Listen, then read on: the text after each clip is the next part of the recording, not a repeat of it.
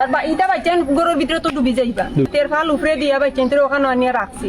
আজ 2 দিন ধরে মানুষ এই যে প্লাবিত মানুষ এই যে একটা মানুষ দেখার তো মানুষ নেই। আমারে তো আজ 3 দিন ধরে পানি আপনার আমার গরুর ভিতরে কত পানি আছে, ওখানে অত পানি আছে।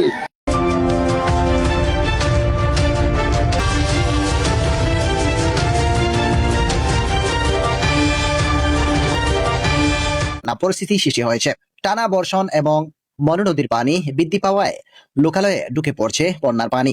বিস্তীর্ণ এলাকার প্লাবিত হয়ে হাজারো মানুষ পানিবন্দী হয়ে পড়েছেন। অনেক স্থানে রাস্তায় গলা সমান পানি জমে থাকায় স্বাভাবিক জীবনযাত্রা পুরোপুরি ব্যাহত হয়েছে। স্থানীয় সূত্রে জানা গেছে, বাগারহাট সরকারি প্রাথমিক বিদ্যালয় এবং এলাকার মসজিদেও বন্যার পানি প্রবেশ করেছে। নিরাপদ আশ্রয়ে খুঁজে অনেক পরিবার গরু ছাগল সহ বিদ্যালয় ও উঁচু জায়গায় আশ্রয় নিয়েছেন।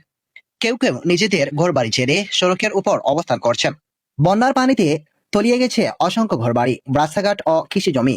অনেকের ঘরের ভিতর হাঁটু থেকে কোমর, কোথাও কোথাও বুক সমান পানির জমে রয়েছে। এতে রান্নাবান্না, খাবার সংরক্ষণ এবং দৈনন্দিন প্রয়োজনীয় কার্যক্রম প্রায় অসম্ভব হয়ে পড়েছে। স্থানীয় বাসিন্দারা জানান, পানি এত দ্রুত বৃদ্ধি পেয়েছে যে অনেকেই ঘরের প্রয়োজনীয় জিনিসপত্র নিরাপদ স্থানে সরিয়ে নেওয়ার সুযোগ পাননি। অনেক পরিবারের আসবাবপত্র, খাদ্য সামগ্রী এবং প্রয়োজনীয় কাগজপত্র পানিতে নষ্ট হয়ে গেছে। সবচেয়ে বেশি দুর্ভোগে পড়েছেন শিশু, নারী এবং বয়স্ক মানুষ। বিশুদ্ধ খাবার পানির সংকট দেখা দিয়েছে। শুকনো খাবার, ঔষধ এবং প্রয়োজনীয় চিকিৎসা সেবা অভাব দিন দিন প্রকট হয়ে উঠেছে। অনেক পরিবার এখন মানবতার জীবনযাপন করছেন। এদিকে সৈয়দনগর ও বাগারহাট এলাকার বিভিন্ন সড়কে গলা সমান পানি জমে থাকায় যাতায়াত প্রায় অসম্ভব হয়ে পড়েছে। কোথাও কোথাও নৌকা ছাড়া চলাচলের আর কোনো উপায় নেই। জরুরি প্রয়োজনে রোগী পরিবহন করতেও চরম দুর্ভোগ পোহাতে হচ্ছে স্থানীয়দের। গবাদি পশু নিয়েও বিপাকে পড়েছেন অনেক মানুষ।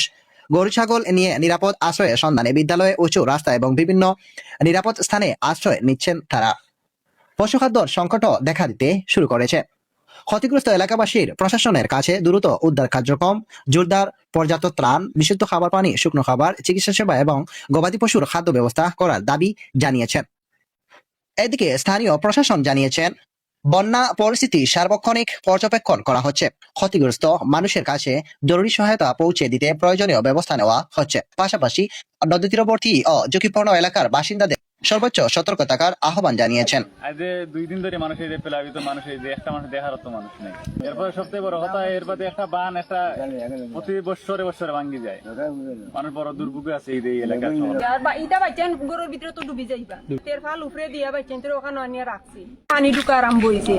তখন আমরা ছোট ছোট বাচ্চা খাইছে, আমরা বাচ্চা খাইছে নিয়ে কুয়াই যেতাম। চিন্তার মাঝে আছে কি কিছু কিছু দান মরণ যে বর্গা চাষ করছিলা, কিছু কিছু দান আছিল, এগুলো খার বাড়িতে নিয়ে রাখতাম। তখন যার বাড়ি একজোড়া শুকনা খাইছি তার বাড়ি নিয়ে দানগুলা রাখছি, যে যাতে আমার বাচ্চাইতে দানা গুইনটা খাইতে পারোই। তখন পানির মাঝে বাচ্চাইতরে তুলিয়া এখানে কোনো মানে পলিথিনের ব্যবস্থা নাই, তেরফাল উপরে দিয়া বাচ্চাইতরে ওখানে নিয়ে রাখছি। আর এখনো মানে আমরা ফালং যে গরুর মাঝে ফালং চোখে সবকিছু পানির উপরে বাসমান আছে। আমরা যাই বড় কষ্ট করি, যাই মানে গরুর যেটা জিনিসপত্র আছে ওগুলা কিছু গুছাই গুছাইয়া আর রাখি আইছি আর কি। ও পর্যন্ত আছে মানে শুকনা খাবার বলতে আমরা কিছু নাই, যে চুলাটা আছে চুলাটা পর্যন্ত নাই। একটা টিন কিনা দিয়েছিলাম, টিনও পাইছি না বাজারও, যে একটা চলতি বানাইয়া বাচ্চান্তরে বাপ রান্ধিয়া খাওয়াই তেমনি একটা চলতি পাইছি না। দেখো না কিচ্ছু আনছি না, সবটা উপরে তুলিয়া তুলিয়া তুলিয়াইছি। এটা মানে খেসু আঁকি, এটা মানে বইয়ের বাসায় ইয়ে হয়, খেসু হয়। ইটা মানে পাওয়া আটলে পাওয়ার মাঝে বড় বড় একটা লাগে, আর যে ডর করে লাগি বাচ্চা লইয়া তুলিয়া লইয়া আইছে। আর ইটা বাচ্চা গরুর ভিতরে তো ডুবি যাইবা অনেক পানি। আর আমরা তো যে জায়গাটা আছে জায়গাটা গভীর জায়গা। আমারে তো আজ 3 দিন ধরে পানি আপনার আমার গরুর ভিতরে কত পানি আছে, ওখানে অত পানি আছে। এই গরুর ভিতরে আজ 3 দিন ধরে পানি আক্রমণ করিয়ে 2000 মাল আর বার করতাম পারছি না। মনু নদীর জিয়ত আইয়াও পানি একবারে এতল করে দিচ্ছে।